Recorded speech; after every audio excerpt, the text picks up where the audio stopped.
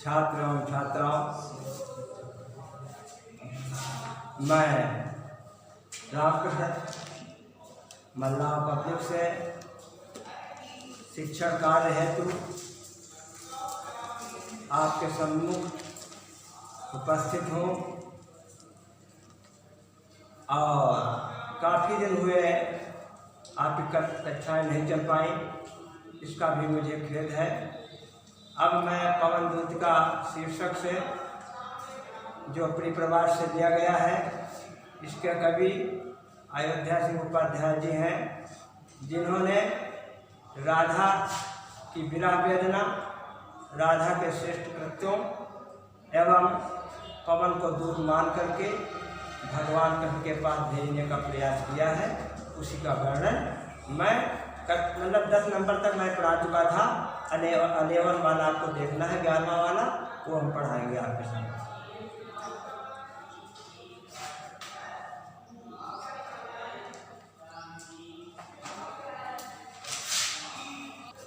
तू देखेगी जगत तन को जा वहीं तद्गता।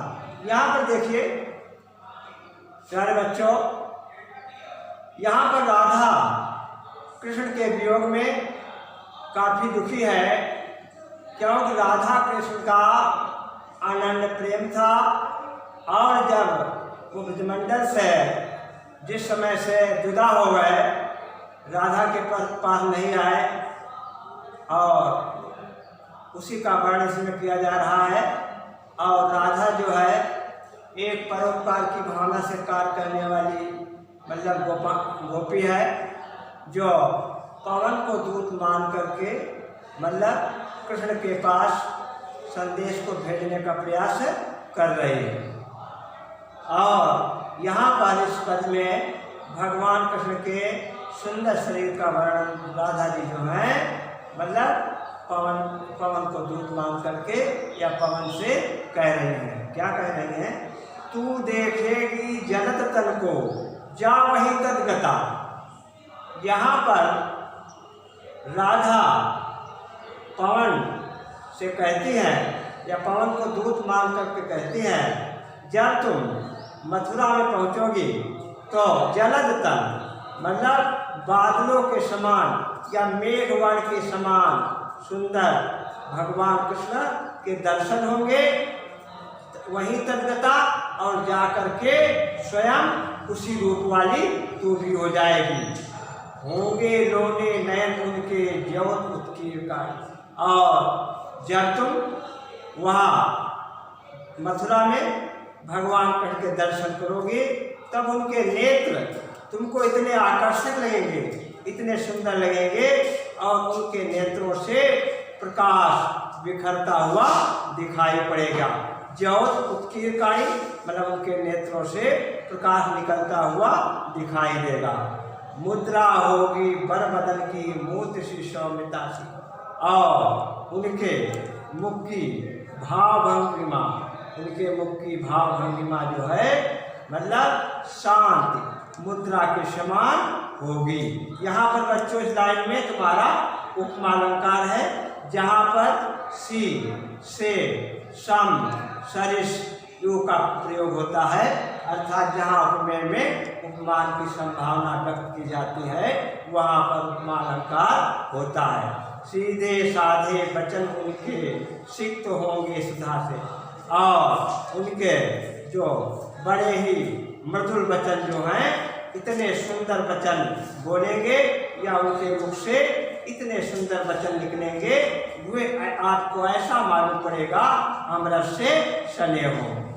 ठीक बच्चों, तो बच्चों इसमें प्रबंधात्मक शैली है। प्रबंधात्मक शैली जिसमें छंदों का मतलब विवरण दिया जाता है, और वहाँ पर प्रबंधात्मक शैली होती है, मंदाक्रांता छंद है, और इसमें तुम्हारा उपमा अलंकार है और अनुप्रास भी है। सीधे साधन वचन उनके सिक्त होगे सुधा से, इसमें भी उपमा अलंकार है, और तुम्हारी बोली खड़ी बोली है। यहाँ हरियाव जी ने अपने पवन दूत का शीर्षक के माध्यम से मतलब भगवान कृष्ण के सुंदर स्वरूप को दर्शाने का प्रयास किया है, जो पवन दूत है। नीले फूले कमल दल सी श्याम की श्याम। यहाँ पर राधा जी जो है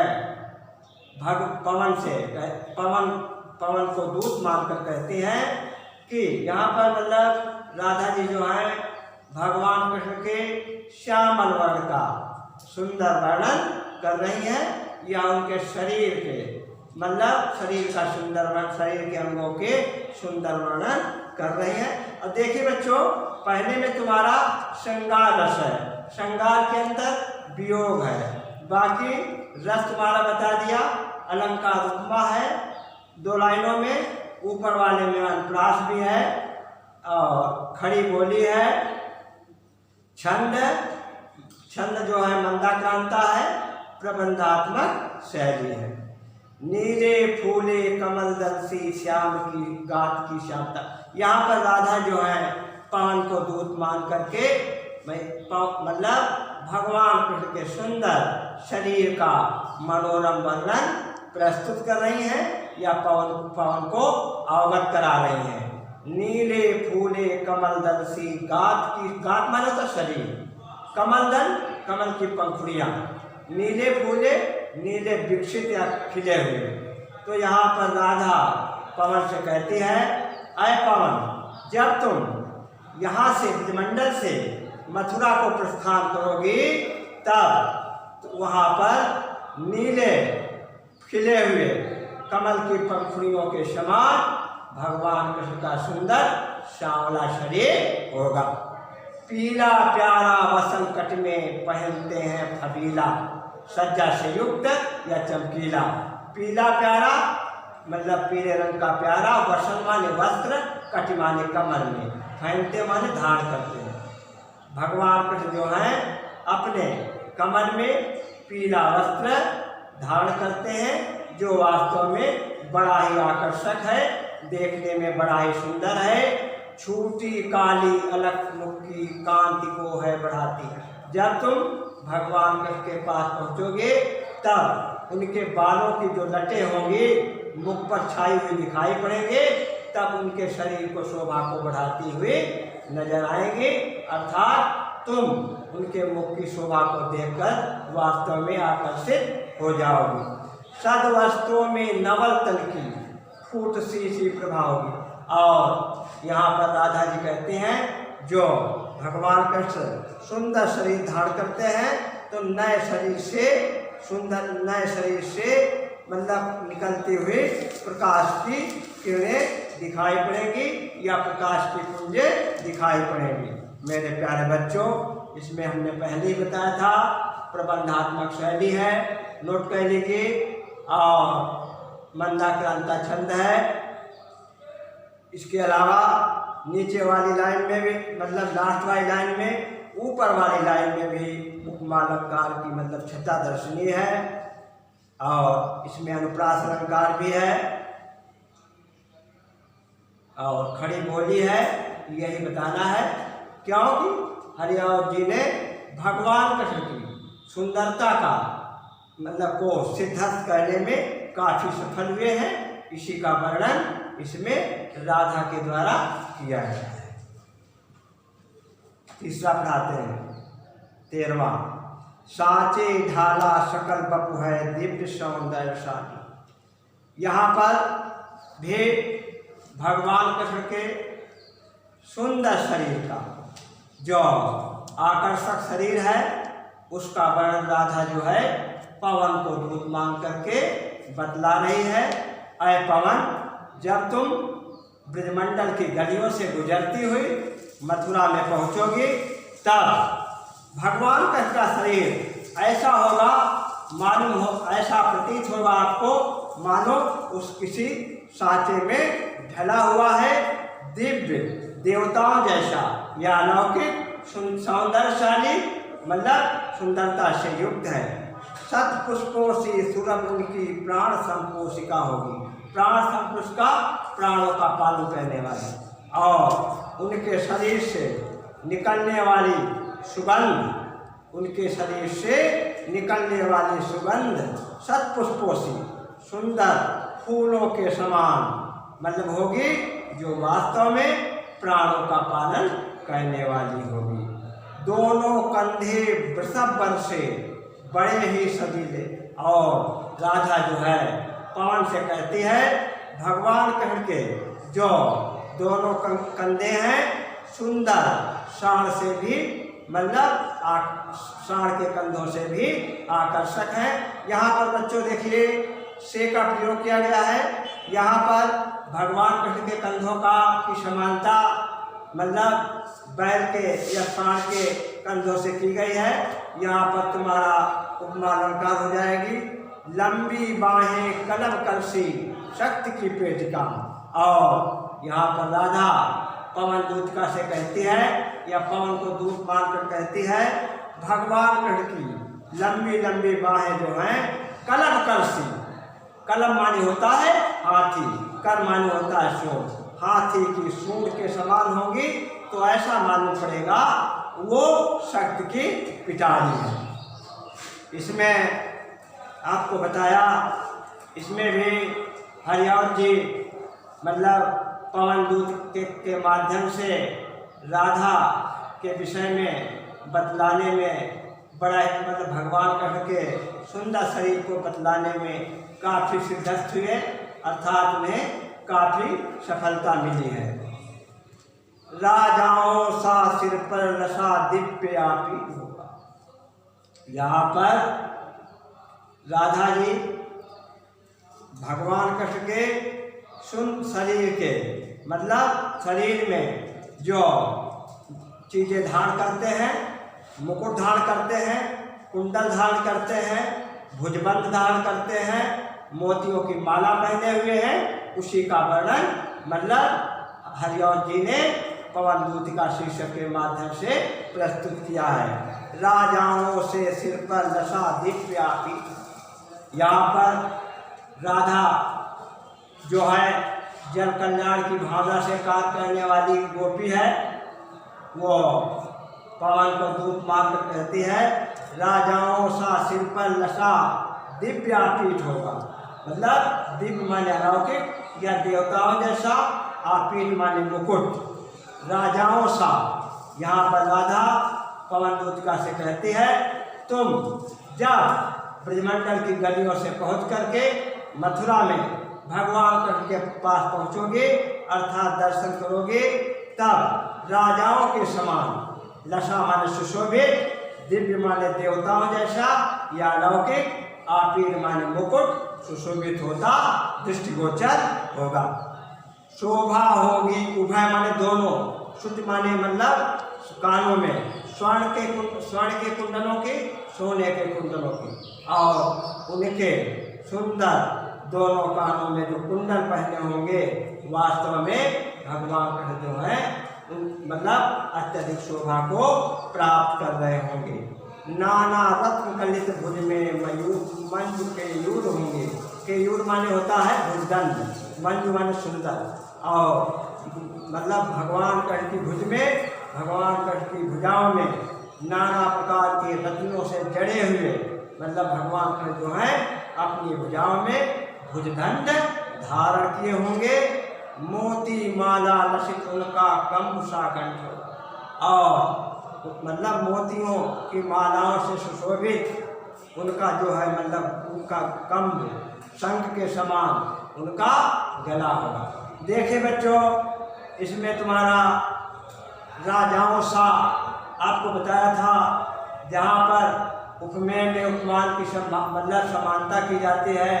सा, यू, सरिस, सम आदि वाचक शब्दों का प्रयोग होता है, वहाँ पर उपमा अलंकार होता है राजाओं सा। यहाँ पर राजाओं के समान भगवान कृष्ण के अलौकिक या देवताओं जैसे मुकुट की समानता यहाँ पर की गई है। शोभा होगी सुचिक्षा। और नीचे वाली लाइन में भी तुम्हारा उपमा अलंकार है, लास्ट वाली लाइन में, और प्रबंधात्मक शैली है, और खड़ी बोली है, मंदाक्रांता छंद है, और श्रृंगार रस के अंतर्गत है, वियोग रस की उत्पत्ति हो रही है। क्यों? यहाँ पर राधा कृष्ण जो है, राधा और कृष्ण जो है अलग अलग है। राधा कृष्ण के वियोग में पागल भी है, इसी का वर्णन है। तेरे में नए है ये गुण जो तू व्यथा सुनाए। अब यहाँ पर इस पंक्ति में 15 वाले में राधा कहती है कि तुम्हारे मुख तो है नहीं, तुम बोल नहीं पाती हो, तुम में बोलने की क्षमता नहीं है, जो तुम भगवान कृष्ण के सामने हमारी व्यथा को प्रस्तुत कर सको।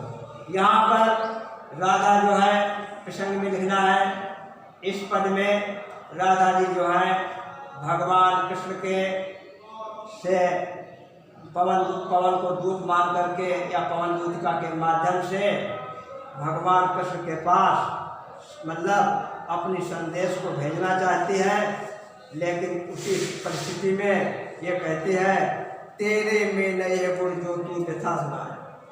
राधा जो है पवन दूतिका से कहती है तुम्हारे अंदर बोलने की शक्ति नहीं है या तुम्हारे मुख नहीं है जो तुम हमारे कष्टों को बता सको, क्योंकि तमाम बातें आती हैं।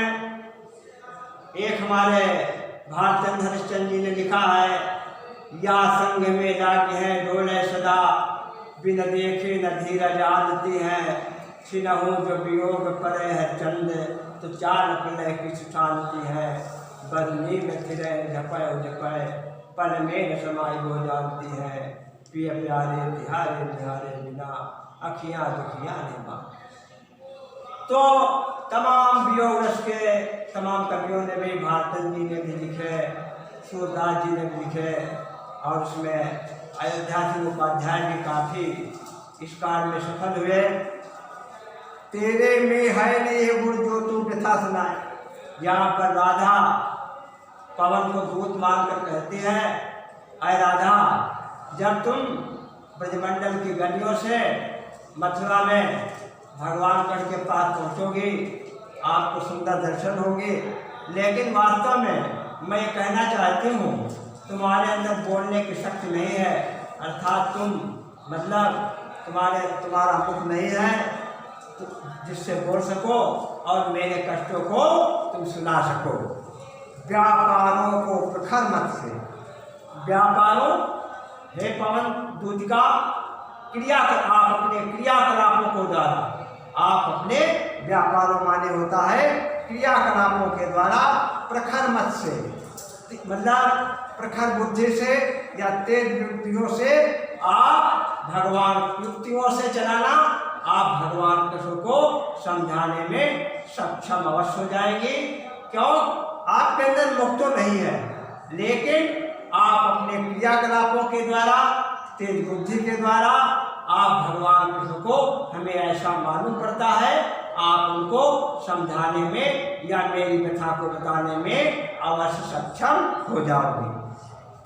बैठे जो हो निज सदन में मेघ सी कांतिवान, देखिए सी आ गया, यहाँ पर तुम्हारा उपमा अलंकार है। बैठे हो जो निज सदन में, यहाँ पर राधा पवन को दूत मानकर कहती है कि अय पवन, जब तुम मथुरा में पहुँचना, अगर भगवान का अपने महल में बैठे हो तो मेघ सी बादलों के समान उनका शरीर होगा या कांति वाले होंगे, तो चित्रों को इस भवन के ध्यान से देख जाना।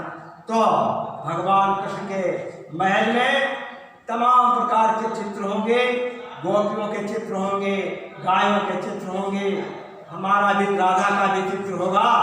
तो जब आप इन चित्रों को बड़े ध्यान से देखेंगे, तब आपकी नज़र भगवान कृष्ण के ऊपर पड़ेंगे, और तब वास्तव में हमारे चित्र की उन्हें याद आ जाएगी।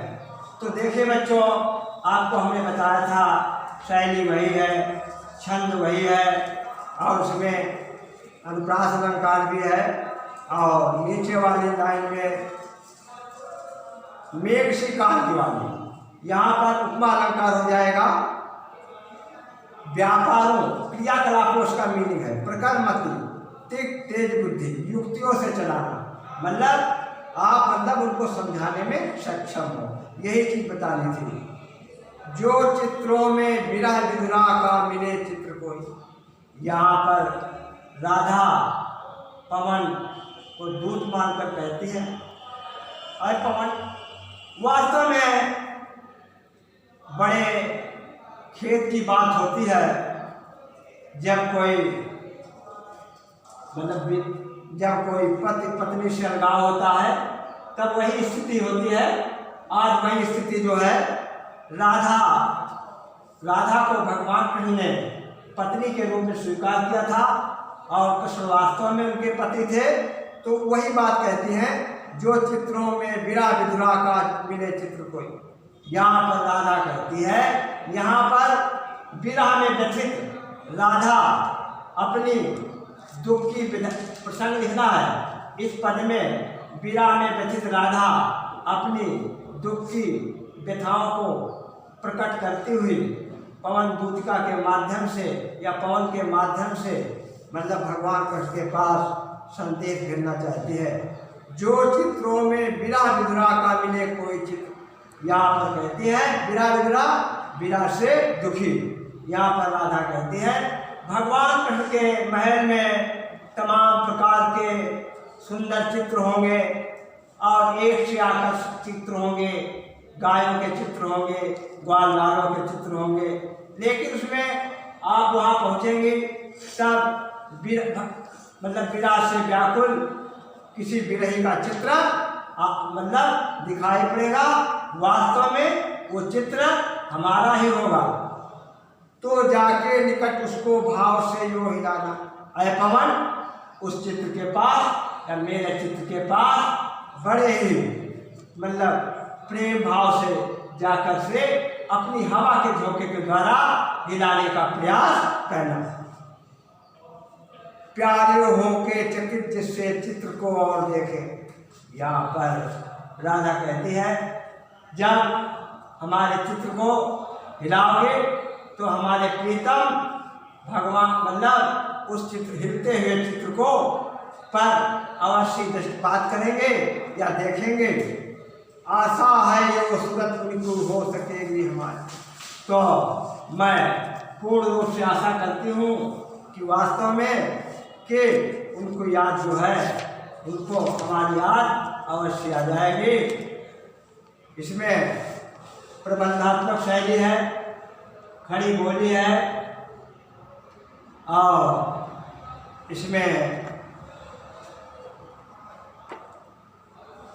अनुप्रास अलंकार है, श्रृंगार इसके अंतर्गत वियोग रस है, मंदाक्रांता छंद है और इसमें राधा के जो कल्याणकारी भावना से कार्य कर रही है उसको मतलब अयोध्या सिंह उपाध्याय ने अपने इस पद के द्वारा उसे काफ़ी सिद्ध किया है और वे परम लक्ष्य तक पहुँचने में काफ़ी सफल हुए हैं। जो कोई भी इस सदन में चित्र उद्यान का हो। अब यहाँ पर राधा जी जो हैं इसमें प्रसंग है, इसमें राधा जी जो हैं पवन को दूत मान करके मनोरम बगीचे का वर्णन कर रही हैं। तो उसी का वर्णन हम इस पद के माध्यम से इसकी व्याख्या बताने जा रहे हैं। जो कोई भी इस सदन में चित्र उद्यान का हो। अगर आप उनके महल के पास पहुँचेंगे, उनके महल में ही मतलब किसी बगीचे का चित्र अवश्य टंगा होगा। जब उस बगीचे के चित्र को देखेंगे, आओ हो प्राणी विपुल उसमें घूमते बावले से।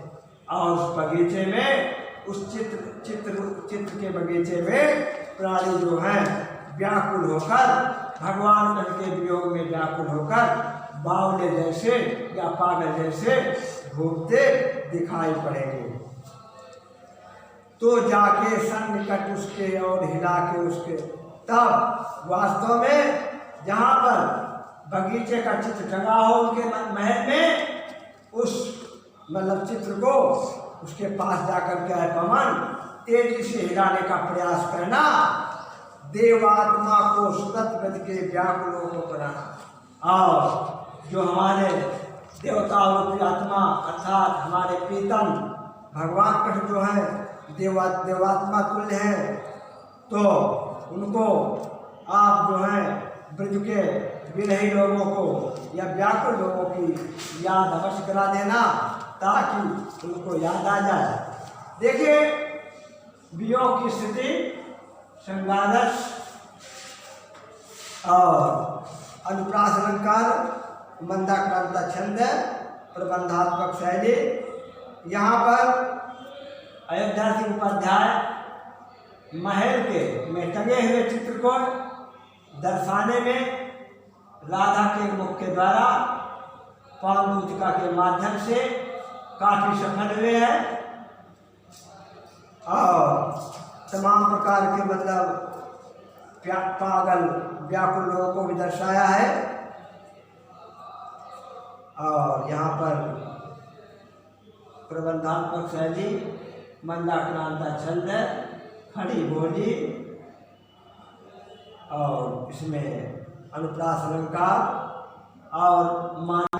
काफ़ी टाइम हो चुका है, तो इनको मैं कहना चाहता हूँ आप अपने एक कॉपी पर या रजिस्टर पर लिखने का प्रयास अवश्य करना, लिखते जाना। जब विद्यालय खुलेगा तब आपके होमवर्क को चेक कर लिया जाएगा और अयोध्या सिंह उपाध्याय का जीवन परिचय ये याद कर लेना।